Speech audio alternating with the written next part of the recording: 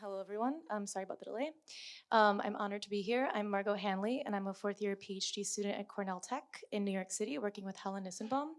And I'm excited to present some of my research today, brain business, human agency, and autonomy in commercial brain-computer interfaces.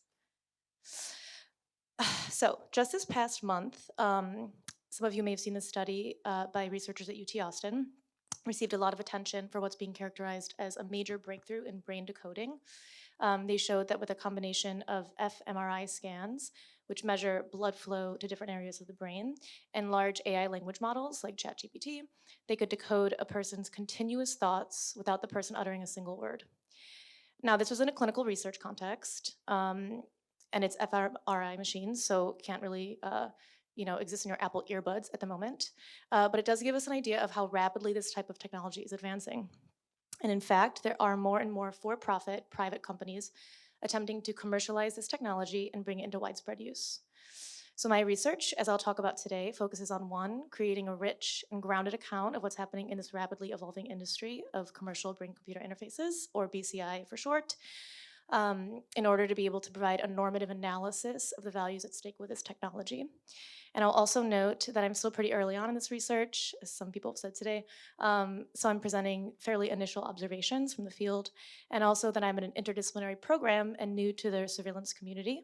So I'd appreciate recommendations for literature that I can use to think through this domain. I wonder if this thing works. Cool, so an agenda for the talk. So first I'm gonna take you through a quick primer on what brain-computer interfaces are and how they work. Then I'm gonna talk through research motivation and methods and some initial observations, like I said, from my interview study and ethnographic work. And then lastly, I'll quickly situate this work in my broader research agenda. And I should talk a bit more slowly, I think. But first things first, what is a brain-computer interface? Some people might be thinking. Well, we're probably all familiar with the myriad examples in science fiction and cinematic portrayals. And who am I to say that these futures won't come to pass? Too risky. However, I would like to ground us in the commonly accepted definition of what a brain-computer interface system is today, what it's composed of, how it works, and the range of applications. So from a high level, a brain-computer interface is a technical system which serves as an intermediary between neural activity and external systems. BCIs often aim to assist, augment, or repair human cognitive or sensory motor functions. So here are some examples of BCIs. The bottom left image is of a paralyzed woman controlling a robotic arm through her thoughts. The man in the top right image has had a severe stroke and is unable to speak, so he's using a brain-computer interface to communicate his intended answers through his thoughts. And the bottom right image is two people using thoughts to control their moves in a game. Looks like tennis, table tennis. So in this field, BCI systems are typically described as 4 distinct stages, as illustrated in this schematic. The first is the mental event or intention, thought, feeling, etc., which is where the user generates some thought that they want to communicate to the external device through the BCI. In theory, this could be active or passive. Active mental thoughts are intentional, right? Those that you actively generate, such as moving a cursor on a screen or controlling a robotic arm. Passive mental thoughts or intentions are those that the user doesn't actively generate. They're triggered by the environment or the task, such as detecting the user's state of mind or emotional state. The second stage on the left is signal acquisition, which is how the system captures the neural data. So I include an image which illustrates the 3 types of ways BCIs can capture neural data. Invasively, where the device is implanted directly into the brain, requires surgery. Semi-invasively, where it's implanted beneath the skull. And non-invasively, which sits outside of the skull. The third stage is signal processing, which is a stage in which the BCIs interpret the neural data.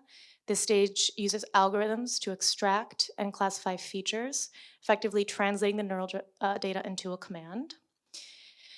And the fourth and last stage is the device, which is the external system that the BCI is connected to. And as I've mentioned, this could be a robotic arm or a computer cursor, for example, or a computer interface. So I'll begin by acknowledging that BCIs are not new. They've been around for decades, and here's an image of the first ever person who was in locked-in state, which means they were not able to speak, who was able to communicate his thoughts through BCI in 1999. What is new, however, is the amount of economic and commercial interest in BCI development. So here you see a bunch of newspaper headlines about these major investments in BCI. Familiar names like Elon Musk's Neuralink. Gates and Bezos have invested in Synchron's innovative technology. It uses a different technique, arguably maybe more effective, some people say.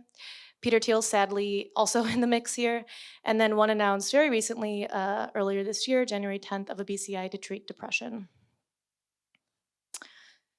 And this increasing commercial activity of BCIs and the prospect of their widespread adoption has generated concern, particularly amongst experts and the general public. So here's a couple of headlines from major media outlets. Brain-computer interfaces could change the world, but at what cost? BCIs are moving from sci-fi to reality, for better or worse. Our notion of privacy will be useless. Do brain implants change your identity? And we're already beginning to see some of the costs of individuals of introducing these technologies from for-profit commercial companies as an early industry without strong regulation. So I found this particular example really chilling and heartbreaking when I read it a couple years back in the New Yorker. A woman named Rita Leggett had a BCI implanted to help manage her epilepsy. It worked, and she had it for 3 years until, quote, in 2013, her neurologist gave her some bad news. Neurovista had run out of funding and ceased operations. Leggett's neural device would have to come out. When the journalist asked her about it, even years after the device was removed, she quote, started to weep and said, "I miss my device." And the limited regulation in this space only underscores the gravity of these issues. So brain-computer interfaces designed in a culture of rapid development without proper oversight, or in other words, BCIs in a world of move fast and break things. So while the literature on the social and ethical implications of commercial BCIs is limited, there are some scholars who have begun to examine these issues.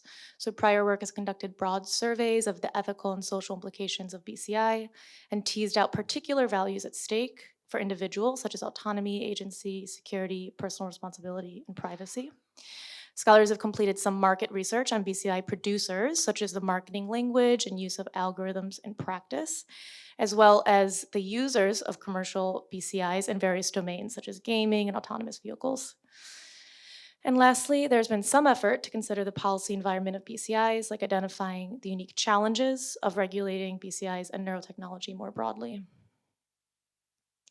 My work adds to this existing literature in 2 significant ways, hopefully. First, it focuses on the very recent push to commercialize BCIs, so specifically the most cutting edge and innovative technologies. This is a space with ever-evolving actors and techniques and investors and applications. And my second contribution is my taking a more holistic approach to this domain, in which I'm conducting research both to produce original empirical findings and ethical analysis at the same time. And for this first stage of the project, I was particularly interested in examining how BCI are poised to enhance and or threaten human autonomy.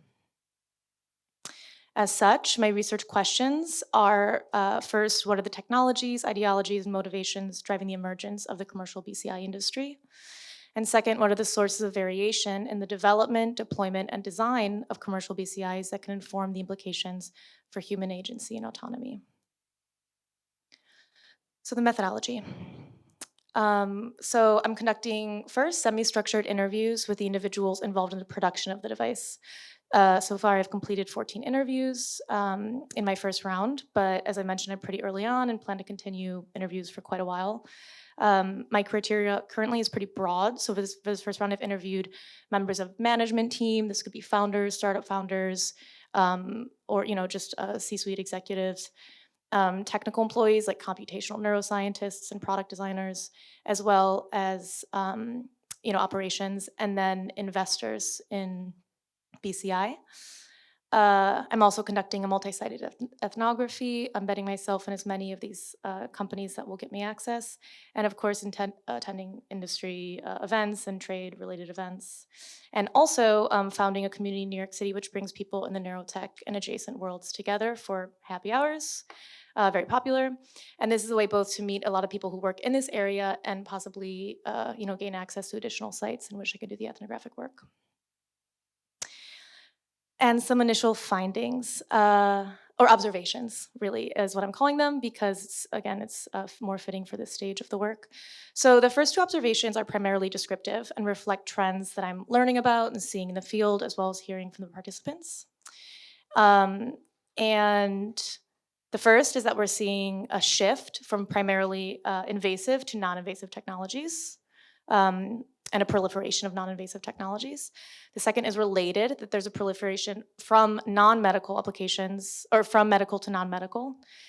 And the purpose of this descriptive work that I'm continuing to do is to inform this third piece, which is around locating values in the design and the development and deployment of these devices. And in particular for this study, or like first piece of the work, issues related to autonomy. So this first observation is that we're seeing a shift from invasive BCI to non-invasive BCI. So what's been interesting is hearing how the participants make sense of and justify the shift in the industry and their role in it. They've been describing it as one in which democratizes healthcare and gives consumers more choice. For example, in the case of medical applications, safer, less costly alternatives to the historically more invasive options. And here's, on the left is the invasive tech, and on the right is a bunch of models of the non-invasive technology. One illustrative quote here is a startup founder talking about how they're able to provide a better option for a patient to get the same quality and type of treatment for a medical condition through a non-invasive approach. He says, quote, "Nobody wants to get surgery ever. I mean, nobody wants to get something stuck in their body. Once it's implanted, what's implanted, you can't take it out even if you want to. It's going to stay on your nerve forever. You can't take it off, but, now we can do it without surgery." Partially as a result of this recent proliferation of non-invasive BCIs and their capacities, the applications have expanded far beyond just medical treatments and are now being used in a variety of fields. Some have been mentioned today, such as digital health and wellness, robotics, communication technology, gaming, education, security, obviously military, forever. Domains in which invasive technologies would be far too costly and high risk for consumers. So here you see examples of BCIs for controlling drones, virtual reality headsets, often used for gaming, and headphones which claim to be able to measure your focus level as you work. We're seeing BCIs, as was mentioned today by Kirsten, BCIs pop up in workplaces. So here's one of the most well-known examples, SmartCap, which is used in mining, trucking, construction, etc., and is marketed as a way to ensure both worker safety and public safety. Great. So here's preventing trucking fatigue accidents from driver's fatigue. Here are two examples of BCI being used in experiential marketing campaigns. So on the left is IKEA, which in 2017 launched a line of affordable rugs designed in collaboration with these famous artists. And they were in such high demand that they wanted to prevent users from just buying the items and selling them online at a markup. So they used EEG headsets to analyze customers' brain waves to determine if a customer loved the item sufficiently enough to buy it. Fun. On the right is a campaign started by L'Oreal in 2021, in which they use EEG headsets to analyze customers' emotions when smelling scents. Customers smell a series of perfumes and have a custom emotional neural map made about how their brain is responding to all these various scents. Many of the participants talk about how these types of non-medical applications are the ultimate end goal for most BCI firms, even ones developing invasive BCI. So this startup founder says, quote, take whatever big name BCI company you can think of. If you notice, like the way that they market it to the external world is like, we're going to help paraplegics. And that's why we're building this technology. And that sounds amazing. But when people are showing things to investors, they're like, we're gonna have this thing, it's gonna integrate with a phone, that it's gonna read your brain, it's gonna let you do thought to text and thought to image and thought to video, like interface with your brain so we can communicate with these crazy bandwidths, and we're gonna completely eliminate the cell phone. So you see here in public, the companies are marketing their devices as invasive devices used for persons with disabilities or, paraplegics or, veterans that have prosthetic limbs to kind of get, the goodwill of us all. And then behind closed doors, they're telling investors that these will be general purpose tools, non-invasive soon, eventually, and we'll be able to replace mouses, keyboards, smartphones, and just life as we know it. So when people think, observation 3, so when people think about threats to autonomy in BCI, they tend to think about bodily integrity, mind reading, or your thoughts being read against your will, or mind control, thoughts implanted into your brain without your awareness or consent. But in current commercialization of BCIs, autonomy is popping up and coming up in quite a number of different ways. And I've picked a few key examples to illustrate.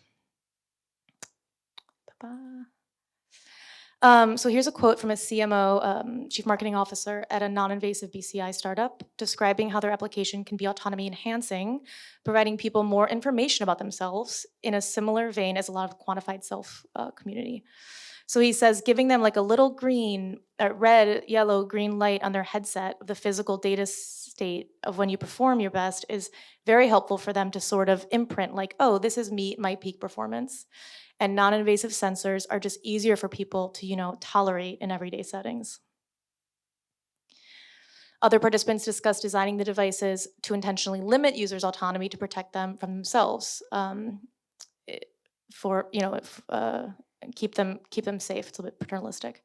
But in this case, it's a medical device. So this is the founder of a company which makes a device which acts as a neuromodulator to treat sleep apnea. He says, I don't want them to know anything else is happening. I'm debating whether I even let the users change their settings on their device, right? Because I'm kind of trying to take a Steve Jobs approach to medical device design. Both of these examples of many are presented by this participant as seemingly positive, right? It's their view, obviously. So, and in the first case, providing reports to people about things that they find difficult to monitor themselves, right? So information they might not otherwise have. And in the second case, protecting people's physical safety with this black box, pretty opaque interface. But there's also a kind of dystopian version of both of these examples, as is probably apparent to everyone here. Imagine the former headset being deployed in the workplace, a tool of control by employers who not only see how focused you are, but might get a real-time stream of your data, or may change your compensation based on how focused you are. Or in the second case, consider how this design approach could deprive people from any understanding, let alone control or sense of agency over how the device works, or what they're doing or what the device is doing. So these examples and normative implications from the interviews already begin to map in pretty apparent ways onto common conceptions of autonomy. So the device which provides information to a user about their productivity or focus might have an enhancing capacity to allow people to articulate and grapple with their ideas, goals, and desires, for example. But deployed in a workplace environment might diminish one's ability to act in self-determination, transforming them instead into instruments of social control. The device which modulates to treat sleep apnea may enhance one's self-determination or freedom and opportunity to make choices of practical import to one's life, reducing obstacles and increasing their horizons of choices. But in the device's opaqueness might challenge the authenticity condition, for example, or one's sense of understanding whether their actions or choices are even their own. So clearly the details matter tremendously to an assessment of autonomy in these devices and other ethical values, both descriptively and normatively. So the domain, is this, for example, for the workplace or for individual personal use? The application, is it for medical or for gaming or for driving? I mean, the list goes on. The design, is it transparent to the user or not? Again, should it be? Maybe not, maybe. The company's business model, of course, should also be considered. So we'll be giving our brain data to use Facebook. Imagine that.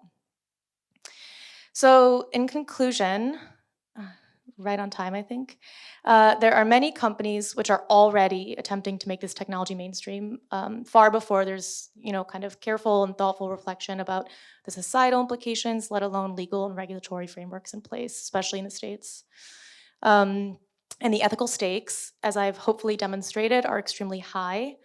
And just to emphasize that it's critical that we get a grounded understanding of how this industry is evolving and the commercialization practices around these devices.